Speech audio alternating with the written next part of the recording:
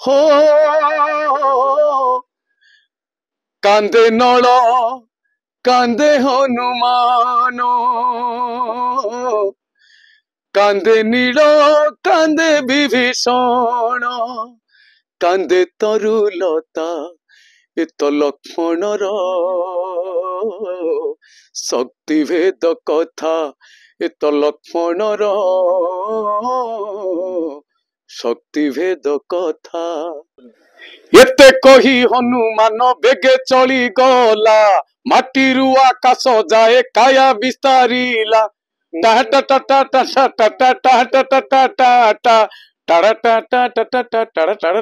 ये हनुमान गीत थिला रिया म्यूजिक रे प्रथम करी राकेश आ मानस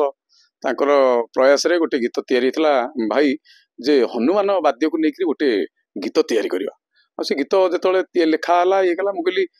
कहीं गीत तैयारी कर काले चलो कि ना अच्छा सी गले भाई तुम तुम गाँव ना आम चलो कि ना ताकू सेमती हापा देली यही शक्ति स्टूडियो रेकर्डिंग करी आम छाड़ी तापरे धीरे धीरे चलला हठात चललानी तापर गाँ मो आम गाँ हूँ पारादीप खुजंग गाँ आम गाँव में बेसी 22 राति 12 राति रामलीला हुए पिला माने मो सांग साथी माने सब देखिक मत खाली फोन करी आड़ू साड़ू गाली गुलज कले हे कटक तू गोटे जाइछु गीत को आम गाँव राम लीला गीत को नहीं गीत तू म्यूजिक रे पूरी दिलु कटक हला कर सारू से गीत मुझे राकेश को फोन कली मानस को मुझे देखे तुम कथार पढ़ी बेकार आईली गाँव रू आड़ू साड़ू फोन आउट देखु देखु धीरे धीरे ठीक 3 मास पर से गीत एमती से धरला भ्यू बढ़िला धरी धरी सुपर हिट मिलियन मिलियन बढ़िला हजार हजार लक्ष लक्ष रील्स भी से गीत है तेणु ए वीर हनुमान कैसेट परे परे आउ एक आरंभ कर आज डबिंग है लक्ष्मण शक्तिभेद गीत टी अति चमत्कार होती भारी दरदी गीत टी माने जे शुणु शुणु ये गीत टी भी आखिरू लुह झरीज माने कौन लक्ष्मण शक्तिभेद हो राम कोल पढ़ी आउ विचार करुचंती नल नील अंगद विभीषण हनुमान को पठेइचंती जा गंधमार्दन खोजी खोजी आणिबु विशल्यकरणी पत्र यही समय जीवा समय रे राम आउ लक्ष्मणकर शोक लक्ष्मण को नहीं रामकर शोक गोटे अच्छी कौन पद हो कांदे नल कांदे हनुमान कांदे नील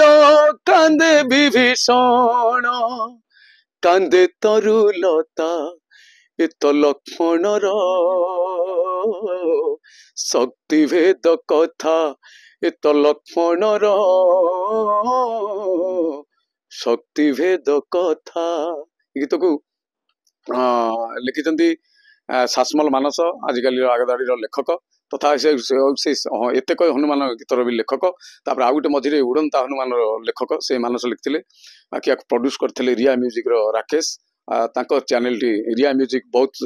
आग धाड़ी यूट्यूब चैनल रामंकर गीत कथा हूँ रामंकर गीत रामायण लोकंर रक्तरे रक्तरे अच्छी मुझे से दिन मना करी हे गीत करियानी किंतु आज से गीत एत चर्चा तेणु से एक सुंदर प्रयास द्वितीय पर्यायर लक्ष्मण शक्तिभेद कथा आ ये गीत जी शुणु शुणु समस्त आखिर लुह झर आ समस्त मोर बेसिया को पसंद कले यंग मास से यंग मास मान मो तरफ अनुरोध आपण मैंने ये गीत को देखु देखु शेयर करेंगे लक्ष्मण शक्तिभेद कथा धन्यवाद जय जगन्नाथ समस्त को जय श्री राम मु शासमल मानस गीतिकार गीत जो सजेले जेतु हनुमान गीत केमी कौन मन में भावना आसला कौ भाव में कौ ढांचार सजेले मर्यादा पुरुषोत्तम प्रभु रामचंद्र आशीष एवं दर्शन आम समस्त भितर जमी व्याकुलता थाए सेमती प्रतिवर्ष रामनवमी आसिले इच्छा हुए गीतटे लिखापी जेणु पेशा निशा सबकि गीत तेणु गीतटे लिखार इच्छा आउ रिया म्यूजिक गोटे एमती कंपनी जो थे आम गीत कले भारी खुशी हो आउ रामनवमी रे रिया म्यूजिक प्रस्तुत कर जो गीतटे ओडिशावासी को निहाती भल लगे आपण मान मन पकड़ा चाहिए गोटे गीत आम करूँ एत कई हनुमान बेगे चढ़ीगला से गीतटी बहुत मात्रा समस्त को भल लगी एत कई हनुमान सफलता पर ଆମେ ଆହୁରି ରାମଙ୍କର ଗୀତ କରିଛୁ, କିନ୍ତୁ ଏଇ ଯୋଉ ରାମନବମୀ ପାଇଁ ସ୍ପେଶାଲ ଯୋଉ ଗୀତଟି କରିଛୁ, ଏ ଗୀତଟି ମୁଁ ତ ଆଶା ରଖିବି ସାରା ଓଡ଼ିଶାବାସୀଙ୍କୁ, ଯେଉଁମାନେ ପ୍ରକୃତରେ ଓଡ଼ିଆ ସେମାନଙ୍କୁ ନିହାତି ଭଲ ଲାଗିବ। ଆଉ ଗୀତକୁ ସବୁଥର ଭଳି କଣ୍ଠଦାନ କରିଛନ୍ତି ସିଙ୍ଗର ଆମର ବଡ଼ ଭାଇ ଶ୍ରୀଚରଣ ମହାନ୍ତି। ଶ୍ରୀଚରଣ ମହାନ୍ତି ଗୀତଟେ ଗାଇଲେ ମୋତେ ଭାରି ଭଲ ଲାଗେ। ଆଉ ଖାଲି ମୋତେ ନୁହଁ, ରିଆ ମ୍ୟୁଜିକ୍ର ଯିଏ ପ୍ରୋପାଇଟର ଅଛନ୍ତି